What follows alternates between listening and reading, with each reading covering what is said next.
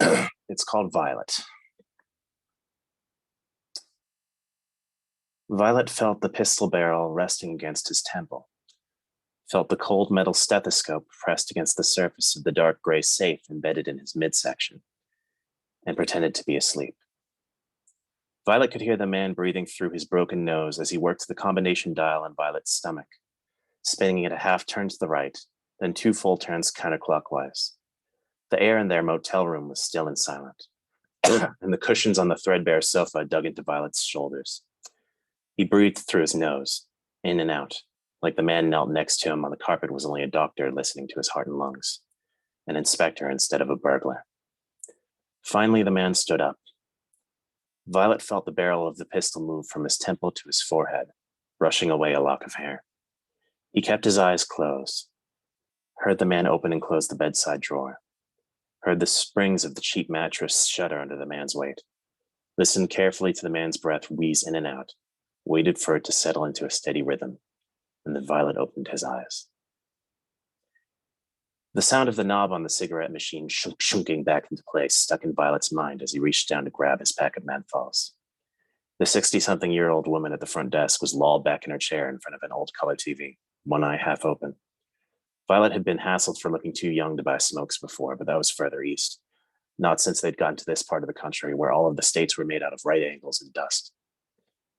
The man with the broken nose was adamant that they never stay in one place for too long. Outside, the moon was full, shining down on the piles of beer cans that had made their home at the bottom of the long-drained motel swimming pool. Violet leaned against the low fence and looked at the glittering green and blue and silver spots of light below him. Put a hand against the dial under his shirt, turned it back and forth, feeling something clicking from down in his waist and up through his ribs and spine. He could hear the combination in his head, the sounds of keys jingling, orange juice poured into a glass, bicycle spokes turning, the flicks of thousands of lighter wheels. Violet lit a cigarette, took a deep drag, slid his lighter back into his jeans pocket. He reached under his shirt and spun the dial, right, then left, then right again, sounds clicking and glitching out from his midsection and up into his head, soda tabs and radiostatic trills and polyphonic beeps all clacking against each other, like bits of colored glass inside a kaleidoscope. The door to the safe swung open, and the papers inside shifted in their loose stack. Violet pulled that one out, held up his cigarette to it, burned a hole in the name Zurich.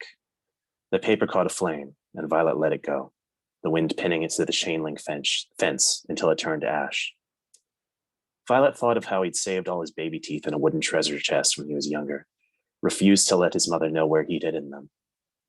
When he'd first noticed the little door in his belly, it was the same color as his baby teeth, ivory and pearl. Then over time, the color of rain clouds passing overhead. Then over one night, the color of cigarette smoke, a pigeon hurtling out of a burning building, charred feathers fluttering to earth. Violet reached into his back pocket, pulled out the gun, and aimed it at the open door and himself, both thumbs on the trigger. He could feel the chorus of combinations in his chest, layered and overlapped and intertwined, pictured the man with the broken nose with sweat pouring down his face as he worked in the moonlight at cracking the code. The first time he'd met the man with the broken nose, he'd woken up on a chaise lounge in someone else's penthouse with the man pointing the same gun at him.